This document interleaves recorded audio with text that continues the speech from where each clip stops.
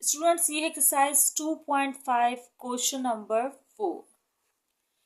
इसमें आप प्रूफ करने वाले हैं फॉलोइंग को, जिसमें से पहला पार्ट मैंने लिख दिया है, 2-3 पार्ट हम और करेंगे। पहला पार्ट तो जरा सही से देख लें। देखें, इसमें कह रहे हैं कि भाई ये साइड जो है साइड के बराबर है, या ये छोड़ दें, ये दोनों आपस में बराबर हैं, बस ये प्रूफ करना है। ठीक है, तो आप क्या करेंगे, आप सबसे पहले क्या करेंगे कि आप इनको एक्स वाई जी का नाम दे देंगे।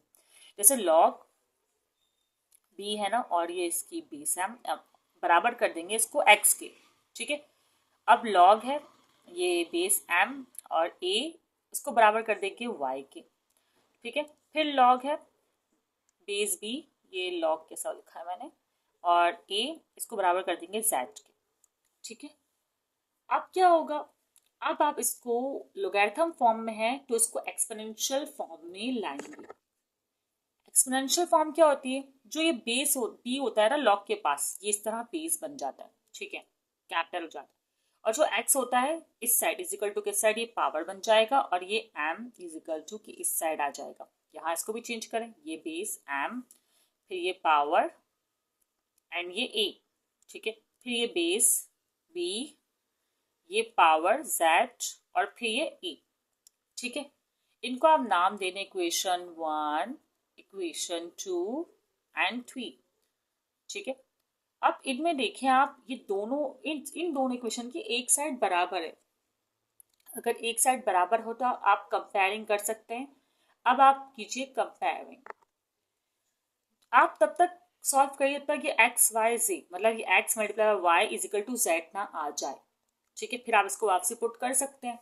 ठीक है, आपने कंपेयरिंग की, ये साइड तो बराबर, जो साइड बराबर होती है उसको नहीं लेते और दूसरी साइड्स को लेते हैं। जैसे ये एम वाई बी जेड, तो आपने M Y equal to B power Z ले लिया। अब क्या करें, अब सिर्फ ये इक्वेशन बची है, इसका कुछ काम करना होगा। देखिए, यहाँ भी एम है, यहाँ भी एम है, बस इसके पास पावर है। छोड़े इस पावर को, ये एम बी एक्स के बराबर है ना, तो क्या हम ऐसा नहीं कर सकते कि मैं बी एक्स लिख दूं? फिर आप लोग बोलेंगे पावर कहाँ गई, इस पावर को एम के ऊपर ही समझे रहने दिया है। देखें, यूं किया मैंने, एम लिया ब्रैकेट, पावर वाई को रहने दिया, फिर एम की वैल्यू बी एक्स लगाई, एंड देन मल्टीप्लाई करवा दिया, पावर को एक्स वाई हो गया। समझ में आया? ठीक है, अब ये बी जेड जो है ये एज इट इज रहने देते हैं। ओके, अब तो भाई भला ही हो गया। इन दोनों में अच्छा, ये हमने किस इक्वेशन का इस्तेमाल किया है, ये हम बोलेंगे putting the value of M in equation, sorry putting the value of M, ये लिखिएगा वर्डिंग यहाँ पर ना, मैंने मिस कर दी है। अब यहाँ पर बेस सेम है। देखिए, मैथ्स का एक रूल होता है, बेस सेम तो पावर्स को सॉल्व करते हैं आप, मतलब पावर इक्वल, और अगर पावर सेम हो तो बेस इक्वल। ये मैथ्स का रूल है। यहाँ बेस सेम है तो पावर इक्वल, इसको आप पूरा इस तरह बड़ा करके लिखेंगे। सही है, X Y equal to Z. अरे आंसर तो आ गया, X Y equal to Z. कहाँ आया, देखे भाई, आप वैल्यू पुट करें। एक्स की वैल्यू क्या थी, लॉग बी एम, वाई की वैल्यू क्या थी, लॉग एम ए, इसकी वैल्यू क्या है, इज इक्वल टू, यहां लिख देती हूँ कोई मसला नहीं है, लॉग बी ए। प्रूफ। अच्छा, पहले ये किया है, फिर आपने ये किया है, फिर आपने ये किया। Putting the value of X Y Z जरूर लिखिएगा। स्टूडेंट्स, ये पार्ट 2 तो बिल्कुल इसी की तरह है, पहले क्वेश्चन की तरह। अगर आप गौर करें तो बस थोड़ा सा वैल्यूज में फर्क है, यही करना है आपने, एक्स वाई जी की वैल्यू बनानी है, फिर उसको एक्सपेंशियल फॉर्म में कन्वर्ट करना है, फिर कोई दो इक्वेशन कंपेयर हो रही होंगी और एक की वैल्यू पुट हो रही होगी, एंड देन फाइनल आंसर, फिर बेस सेम करनी है, एंड फाइनल आंसर आपके पास आ जाएगा। सही है, तो ये आप ट्राई कीजिएगा, हम करते हैं बाकी के दो पार्ट। चलिए इस क्वेश्चन को स्टार्ट करते हैं। सेम वही मेथड है भाई, क्या करना है देखें, आपने क्या करना है, लॉग बेस बी, ए को बराबर लेना है एक्स की। ठीक है, फिर इसकी बारी आई लॉग सी, एंड ये बी बेस को, इसको बराबर लेना है वाई के।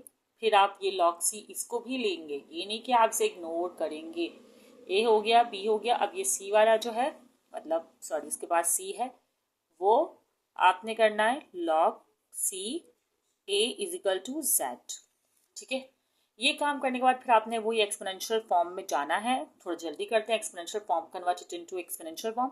आपको पता है बी जो है वो कैपिटल हो गया था और ये पावर बन जाता है और बराबर होगा ए के। इस तरह ये बी सी जो है कैप्चर होगा और ये पावर बन जाएगी और बराबर होगा ये बी के। फिर ये सी कैप्चर हो जाएगा और ये पावर बन जाएगा और इजिकल टू के साइड आ जाएगा ए। ठीक है, इनको आप नेमिंग देंगे 1 2 3, सेम स्टेप जैसे कि हमने प्रीवियस क्वेश्चन में किए हैं। सही है, अब कंपेयरिंग करनी होगी किसकी करें, देखें ये भी ए है ये भी ए है, 1 और 3 की कंपेयरिंग कर सकते हैं। इक्वेशन 1 एंड 3 की कंपेयरिंग की तो आपको बताया था, जो साइड सेम होती है उसको नहीं लिखते, जो साइड अलग होती है like B X equal to C Z, इसको लिखेंगे आप। फिर उसके बाद वैल्यू पुट करने की कोशिश करते हैं। देखिए ये बी है, इसके ऊपर एक्स है, इसको इग्नोर करें, बी की अपनी वाली जो है वो सी वाई है, फिर एक्स से मल्टीप्लाई करवा दीजिएगा।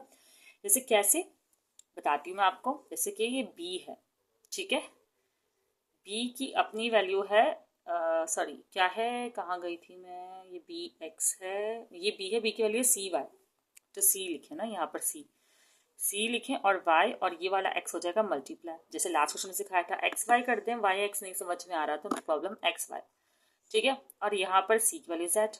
फिर मैंने कहा था कि अगर बेस सेम हो तो पावर को इक्वल लिख सकते हैं। अब मैं ज़रा अरेंज करके लिख रही हूँ X Y is equal to Z. अब स्टूडेंट्स आप लोग सोच रहे होंगे कि ये तो डिवाइड में है। देखिए पहले तो मैं वैल्यूज पुट करवा देती हूँ आप, तो जो वैल्यूज पुट होकर आई है ना, देखिए वो इस तरह आई है। एक्स की वैल्यू क्या थी, लॉग बी ए, इस बार चाहूंगी कंप्लीट आए, मल्टीप्लाई फिर लॉग सी बी,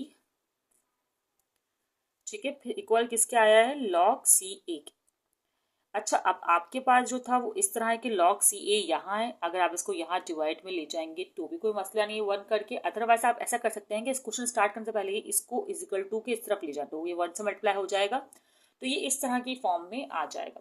देखिए भाई आप बोलेंगे डिवाइड में, देखिए डिवाइड में पूरे के साथ ही सब मल्टीप्लाई में है, कोई प्लस माइनस नहीं है कि हम वहाँ शिफ्ट नहीं कर सकते। ठीक है, समझ रहे हैं क्वेश्चन को। आप चाहे तो इसको यहाँ पर लाकर इस तरह भी दिखा सकते हैं। चले मैं आपकी तसल्ली के लिए इसको इस तरह दिखा देती हूँ, डॉट की फॉर्म में भी मल्टीप्लाई लिखो डॉट लिखो एक ही बात है, ठीक है, और इसको मैं 1 करके अलग से यूं डिवाइड में दिखा सकती हूँ। वहां मल्टीप्लाई में थे, यहाँ आके डिवाइड हो गया और वहां क्या बचा 1। देखिए स्टूडेंट्स मैंने पार्ट 2 नहीं करवाया है ना, पार्ट 1 और 3 दोनों पार्ट 2 की तरह है, तो अब तो आप लोग पार्ट 2 कर सकते हैं।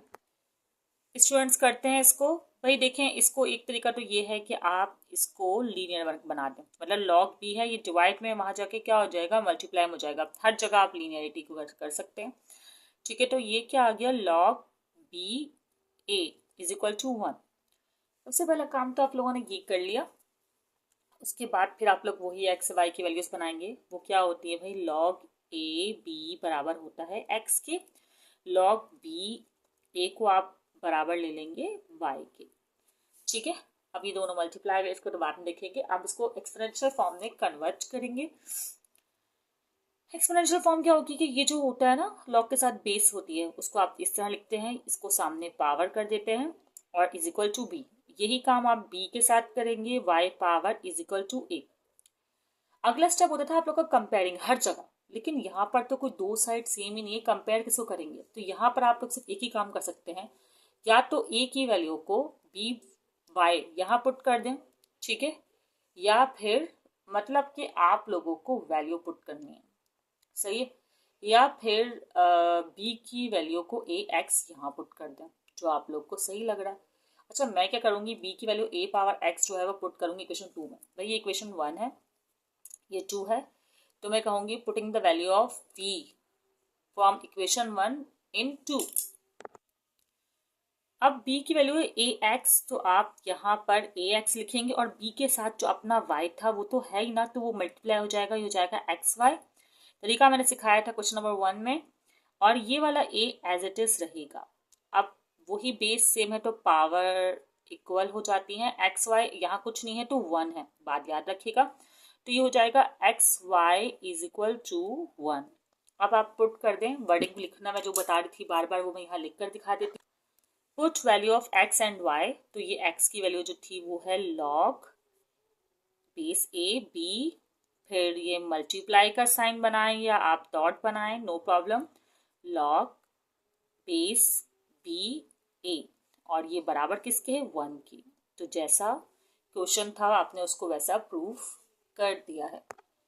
स्टूडेंट्स अब नेक्स्ट क्वेश्चन में भी हम इस तरह के मतलब क्वेश्चंस को करेंगे, लेकिन वो थोड़े डिफरेंट हैं, वो भी देखिएगा आप, उसमें नंबर्स हैं। सही है। फिर हम एक्सरसाइज 2.6 को भी करेंगे, जिसमें हम सिंप्लीफाई करेंगे लोगैरिथम के क्वेश्चंस को। सही है। जैसे कि find the value by using logarithm. Video पसंद आई हो तो दोस्तों को शेयर कीजिएगा, स्क्रीनशॉट आप लोग क्लिक कर सकते। दुआओं में याद रखिएगा। Best of luck.